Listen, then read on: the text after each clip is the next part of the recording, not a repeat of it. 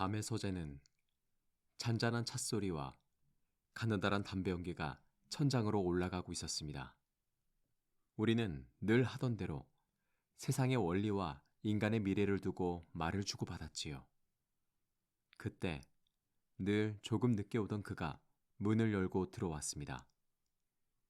얼굴엔 먼 곳을 다녀온 사람처럼 설명하기 어려운 빛이 묻어 있었습니다. 그는 의자에 앉자마자 마치 오래 참아온 문장을 꺼내듯 말했습니다. 시간은 단지 흘러가는 게 아니라 우리가 움직일 수 있는 방향일지도 모릅니다. 누군가는 웃었고, 누군가는 노트를 펼쳤고, 누군가는 찻잔을 내려놓았지요. 그는 종이에 선을 그었습니다. 길이와 넓이, 그리고 높이. 그리고 그 옆에 우리가 늘 잊고 살던 마지막 하나를 조용히 적었습니다. 네 번째 차원. 그는 오늘 밤 논쟁을 설득하겠다는 얼굴이 아니었습니다. 오늘 밤은 증거를 보여주겠다는 얼굴이었습니다. 방 안의 공기가 그 말 한 줄로 조금 무거워졌습니다. 우리가 믿는 것과 믿고 싶은 것 사이에 문이 하나 생긴 것처럼요. 그는 테이블 위에 손바닥만한 기계를 올려놓았습니다. 반짝이는 금속과 작은 레버, 그리고 얇은 바퀴 같은 것들이 조용히 붙어 있었지요. 이건 모형입니다. 하지만 원리는 같습니다. 누군가는 말했습니다. 장난감이군요. 그는 대답하지 않고 마치 실험실의 습관처럼 차분히 레버를 잡았습니다. 그 순간 모형은 흔들리더니 마치 공기 속으로 스며드는 것처럼 사라졌습니다. 누군가는 의자를 밀치고 일어났고 누군가는 테이블 밑을 들여다봤습니다. 손끝에 닿을 듯 말 듯한 허공만 남아 이상하게도 더 선명해 보였지요. 어딘가로 튄 겁니까? 아니요. 그는 고개를 저었습니다. 사라진 게 아닙니다. 다른 시간으로 간 겁니다. 그 말은 우스꽝스러웠지만 방금 본 장면은 우스꽝스럽지 않았습니다. 우리는 스스로의 눈을 의심하면서도 동시에 눈을 믿을 수밖에 없었습니다. 그날 밤 가능성이라는 단어가 처음으로 현실의 질감을 얻었습니다. 며칠 뒤 우리는 다시 그 집에 모였습니다. 그는 약속된 시간에 오지 않았고 그 늦음이 이상하게 불길했습니다. 한참 뒤에 나타난 그는 옷자락이 흐트러져 있었고 눈빛은 더 멀리 가 있었습니다. 죄송합니다. 그는 짧게 말하고 우리를 다른 방으로 이끌었습니다. 그곳에는 더 이상 장난감이 아닌 기계가 있었습니다. 크고 무거운 프레임, 금속의 냉기, 사람 한 명이 올라탈 수 있는 자리. 우리는 말이 줄어들었습니다. 진짜 같은 것 앞에서 인간은 본능적으로 조용해지니까요. 그는 레버를 가리키며 말했습니다. 앞으로 가는 것과 뒤로 가는 것. 누군가는 물었습니다. 돌아올 수 있습니까? 그는 잠깐 웃었지만 그 웃음은 가볍지 않았습니다. 돌아오려고 갑니다.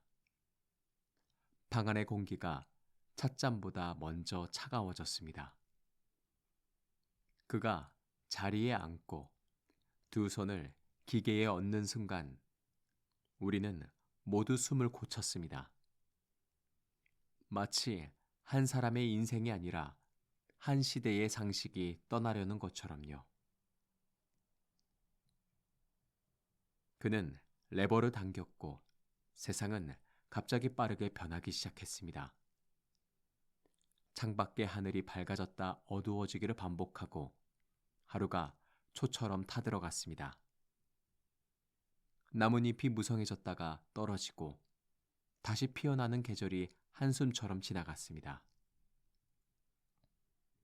먼 곳의 건물들은 자라듯 솟고 무너지듯 사라졌습니다.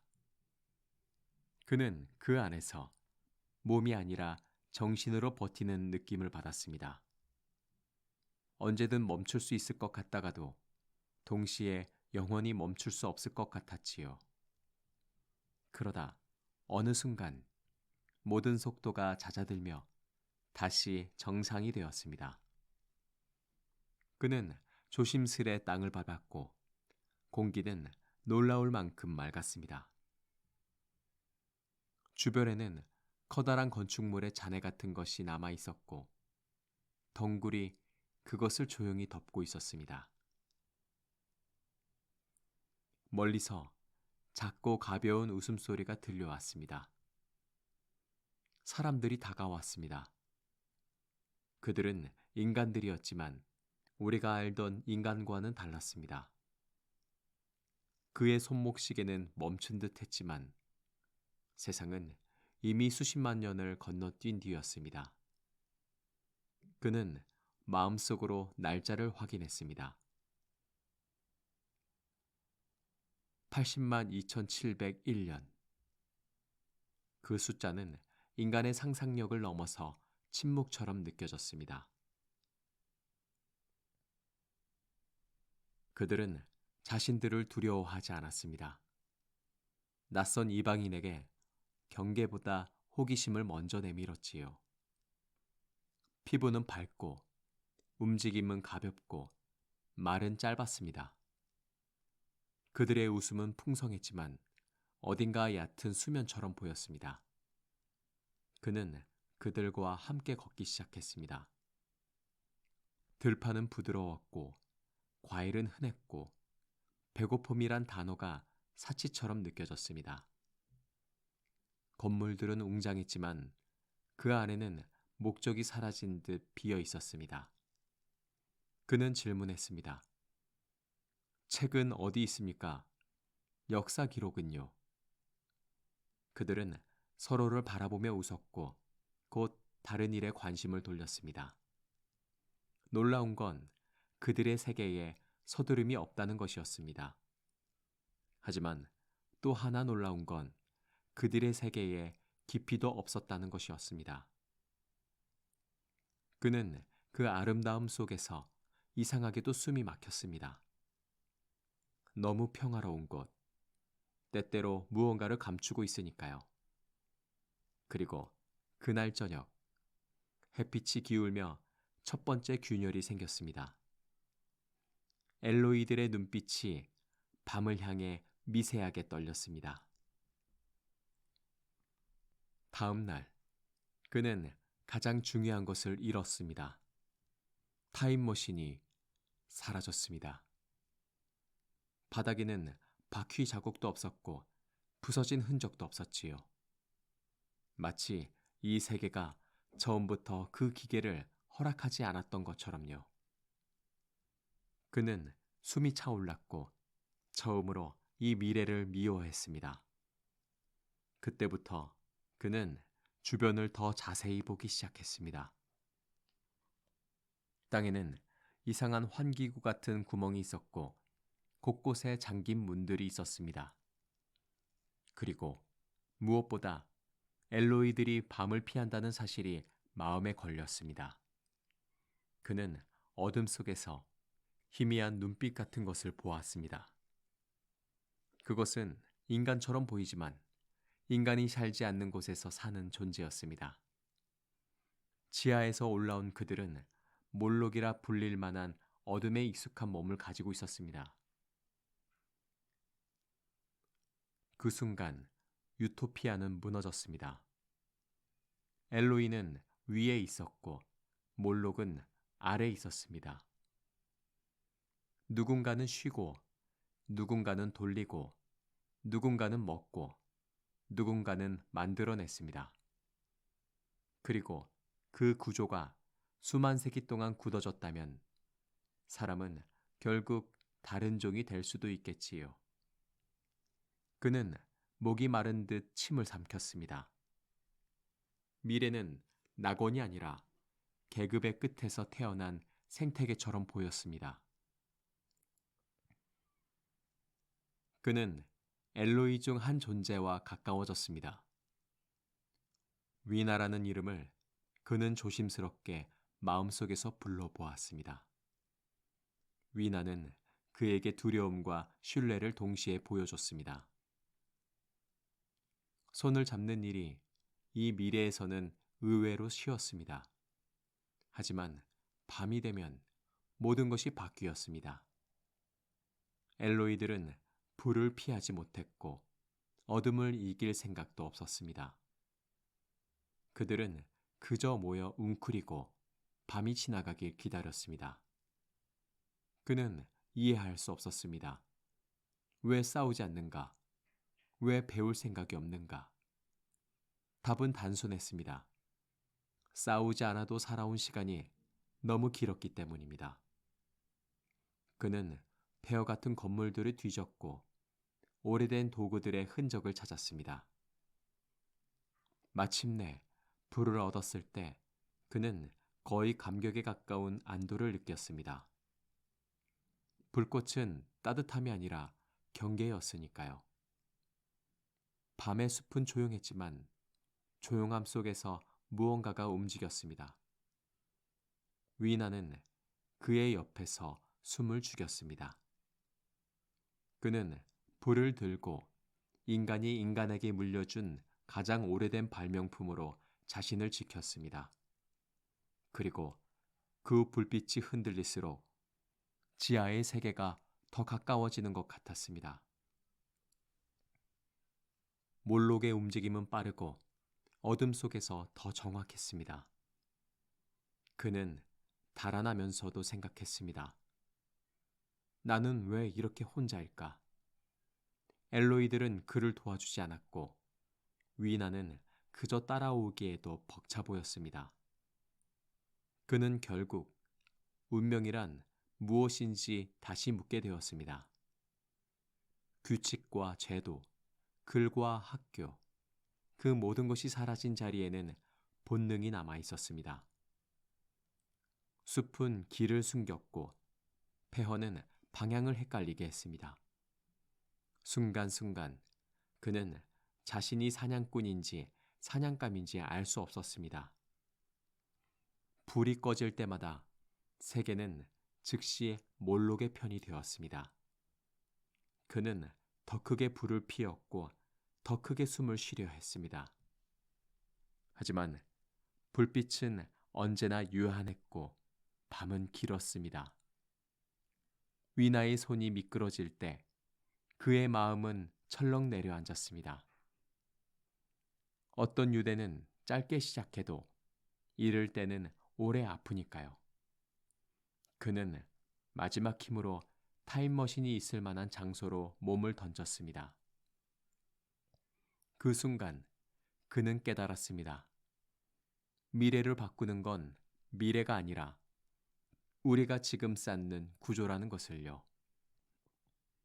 그리고 그 구조는 언젠가 반드시 형태를 갖추고 돌아옵니다. 마침내 그는 타임머신을 되찾았고 그 자리에서 선택을 했습니다. 이 세계에서 싸우고 끝낼지 아니면 더 멀리 달아나며 답을 찾을지. 그는 레버를 더 강하게 당겼습니다. 세상은 다시 흐르기 시작했고 이번엔 인간의 문제마저 작아 보일 만큼 멀어졌습니다. 수백만 년이 지나자 지구는 익숙한 얼굴을 잃었습니다. 바다는 더 조용했고 하늘은 이상할 만큼 무거운 색을 띠었습니다. 해는 붉고 크게 보였고 빛은 따뜻하기보다 지친 느낌이었습니다. 그는 해변 같은 곳에 서서 거의 움직이지 않는 파도를 바라보았습니다. 생명은 있었지만 생명이라 부르기 어려울 만큼 느리고 낯설었습니다. 그 풍경은 공포라기보다 거대한 무관심에 가까웠습니다. 인간의 역사, 전쟁, 사랑, 욕망, 그 모든 것이 이 시간 앞에서는 가벼운 먼지처럼 보였습니다. 그는 갑자기 자신이 두려워졌습니다. 인간이 아니라 시간이 두려워졌지요. 시간은 누구의 편도 아니고 누구를 설득하지도 않았습니다. 다만 모든 것을 데려가 다른 모습으로 놓아둘 뿐입니다. 그는 더 이상 보지 않기로 했습니다.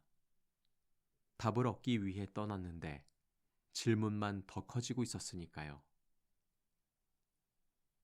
그는 레버를 되돌려 다시 자신의 시대로 향했습니다. 빛이 번쩍이고 바람이 지나가고 익숙한 방의 형태가 돌아왔습니다.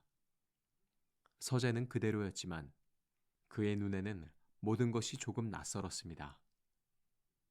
우리는 그의 말을 들으며 웃어야 할지 떨려야 할지 몰랐습니다. 그의 목소리는 흥분보다는 피로에 가까웠고 그 피로가 오히려 진실처럼 들렸습니다. 누군가는 환각이라 했고 누군가는 발견이라고 했습니다. 하지만 그는 논쟁에 오래 머물지 않았습니다. 다음 날 그는 다시 떠날 준비를 했습니다.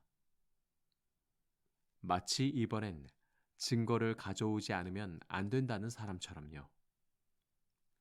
우리는 그가 작은 가방에 무엇을 챙기는 것을 보았습니다. 너무 거창하지 않은 물건, 하지만 그곳에 숨을 담을 수 있는 것. 그는 문 앞에서 잠깐 멈췄습니다. 시간은 우리에게만 있는 게 아닙니다. 우리가 만든 방식이 언젠가 우리의 얼굴을 바꿀 겁니다. 그는 그렇게 말하고 다시 기계 쪽으로 걸어갔습니다. 남은 건 찻잔의 온기와 설명할 수 없는 정적뿐이었습니다. 우리는 그 밤 이후로 가끔 생각합니다. 미래는 어디에 있는가? 어쩌면 미래는 이미 오늘의 습관과 구조 속에서 조용히 만들어지고 있는지도 모른다고요. 지금까지 무엇이든 내레이션이었습니다.